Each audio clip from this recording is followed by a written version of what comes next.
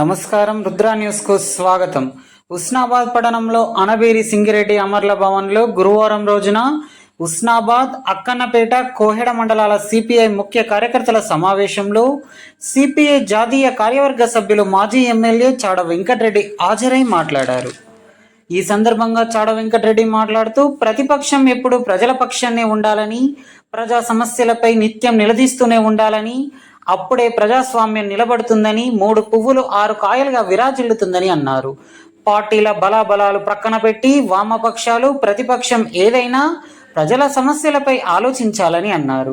ఈ కార్యక్రమంలో సిపిఐ జిల్లా కార్యదర్శి మంద పవన్, సిపిఐ రాష్ట్ర సమితి సభ్యులు గడిపి మల్లేష్, సిపిఐ జిల్లా కార్యవర్గ సభ్యులు ఎడల వనేష్, జాగిరి సత్యనారాయణ, కనుకుట్ల శంకర్, కిష్టాపురం లక్ష్మణ్, మహిళా సమైక్య జిల్లా అధ్యక్షురాలు గూడ పద్మ, అక్కన్నపేట, కోహెడ మండలాల కార్యదర్శులు కొమ్మల భాస్కర్, ముంజగోపి, సిపిఐ జిల్లా కౌన్సిల్ సభ్యులు ఐలేని సంజీవరెడ్డి, ఎగ్గోజు సుదర్శనాచారి తదితరులు పాల్గొన్నారు.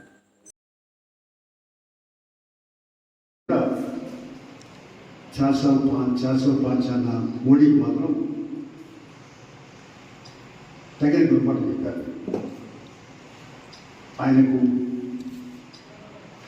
మెజార్టీ పరిస్థితి ఎన్డీఏ కూటమి ఉంటే తప్ప, కొన్ని పార్టీల మద్దతు ఇస్తే తప్ప ఆయన పరిపాలన చేయలేదు. అంటే గత 10 ఏళ్ల పరిపాలన విచ్చలవిడిగా, ఏకపక్షంగా, నియంతృత్వంగా, కార్పొరేషన్ల అనుకూల, రైతుల, కార్మికుల, శ్రమజీవుల వ్యతిరేక ప్రభుత్వాన్ని నడిపారు. ఇప్పుడు ఒళ్ళు వంచుకొని, ఒళ్ళు దగ్గర పెట్టుకొని పనిచేయాల్సిన పరిస్థితి ఏర్పడింది. టీడీపీ, అలాగే జేడీయూ, నితీష్ కుమార్, ఇట్లా మిగతా చిన్న చిన్న పార్టీలు మద్దతు చేయకపోతే ప్రభుత్వం ఏర్పాటు చేయలేదు. ఇది ఎవరికి మద్దతు ఇస్తే వాళ్ళు, మరి ఇండియా కూడా ఇస్తే వాళ్ళు అధికారంలోకి వచ్చే అవకాశం. బట్ అంటే మొత్తం మీద ఒక ప్రజాస్వామ్య పద్ధతులలో పరిపాలన చేయకపోతే నేను ఇంటికి పంపడే అనే పద్ధతిలో ప్రజలు పిలిపించారు.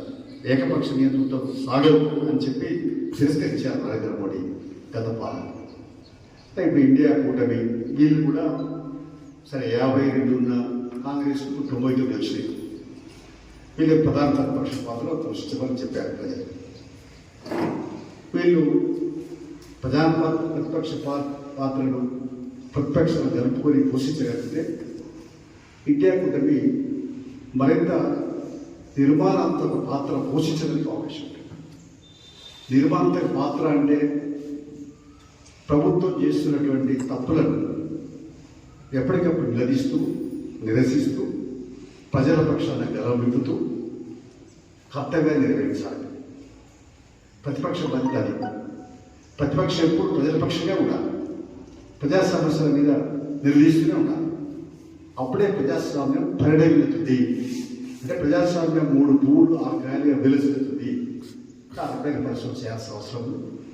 అందుకని ఈ పార్టీల బలబలాలు ఇవన్నీ తెలిసిపోయి మేము బాధపడేది ఏంటంటే వామపక్షాలు కూడా బలహీనపడుతున్నటువంటి పరిస్థితి ఏర్పడతాం. సరే గత ఎన్నికలు ఎట్లా వచ్చినాయి, మనకి అట్లా సీట్లు వచ్చినాయి. 2-3 సీట్లు వెళ్ళినా ఎంతైనా 2000 వామపక్షాలు ఎందుకు తక్కువ సీట్లు వస్తున్నాయో గుర్తించుకోవాలి. దానిపైన భవిష్యత్తు కార్యాచరణ రూపొందించుకొని బలోపేతం కావడానికి ప్రయత్నించాలి. ప్రజాస్వామ్యం ఈ రకమైన పద్ధతులలో ప్రజలు తీర్పు ఇలా ఇచ్చినా లేకపోతే వాళ్ళకే చిక్కుబడి తీర్పిచ్చారు. అందుకని ఈ పరిపాలన ఎలా పడుతుందో చూడాలి.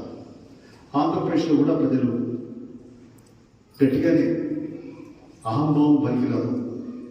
ప్రజాస్వామ్యంలో ప్రాతినిధ్యం ప్రధానము. అందరినీ కలవాలా, అందరితో మాట్లాడాలా. ముఖ్యమంత్రి రోజు ధర్నా నిర్వహించే పరిస్థితి ఉండాలి. అయితేనే అది ప్రజాస్వామ్యం అవ్వడం. ప్రజలు ఎదుర్కొంటారు. పరిష్కారం కాకపోతే సంఘాలు, పార్టీలు ఉద్యమిస్తాయి. ఆ పద్ధతి జరగాలి. తెలంగాణలో కూడా మనం చూసాం. అనేక సందర్భాల్లో ఇదే మీ అందరి ప్రెస్ కాన్ఫరెన్స్ చెప్పాము. కేసీఆర్ నియంతృత్వ పోకడంతో, వ్యక్తిగత అది ఆలోచనతో పోతున్నాడు, అహంభావంతో పోతున్నాడు. దెబ్బతింటూ చెప్పాము. దెబ్బతిన్నాడు. అది ఇవాళ కూడా రేవంత్ రెడ్డి ప్రభుత్వం కూడా మరి వైఎస్ రాజశేఖర్లాగా దర్బారు పెట్టి రోజు ఉదయం గంట పాటు ప్రజలు నిలబడడం, తర్వాత ప్రజా సంఘాన్ని మరి ప్రాతినిధ్యం ఎమ్మెల్యేలు మాజీ ఎమ్మెల్యేలు ఎలా ఉంటే ప్రజాప్రాతినిధ్యం చేస్తానికి అవకాశం ఉండడం, ఈ రకంగా చేస్తే ఓ మార్పు కనపడాలి. రేవంత్ రెడ్డి ప్రభుత్వం పైన ప్రజలు ఆశ పెట్టుకున్నారు, మేధావులు తెలంగాణ ఉద్యమకారులు అంతా పెట్టుకున్నారు. కాబట్టి సరే కొత్తగానే మన గతంలో అసెంబ్లీ అయింది, అసెంబ్లీ తర్వాత మధ్యలో కొంత పార్లమెంట్ ఎన్నికల గ్యాప్ 3-4 నెలలు పోయినా ఇప్పటి నుంచైనా అడుగు పడాలి. చెప్పేది ఏంటంటే కేసీఆర్ ప్రభుత్వం ఏం చేసింది, సరే అప్పులు ఏం చేసింది, మేడిగడ్డ ఏంది, లేకుంటే విద్యుత్ ఏంది, ఫోన్ ట్యాపింగ్ ఏంది, ఇవన్నీ వివరాలు ఉన్నాయి. వీటిలో చట్టం దానిపైన తీసుకోకపోవాలి, ఎక్కడ కూడా కక్ష సాధింపు పనికిరాదు.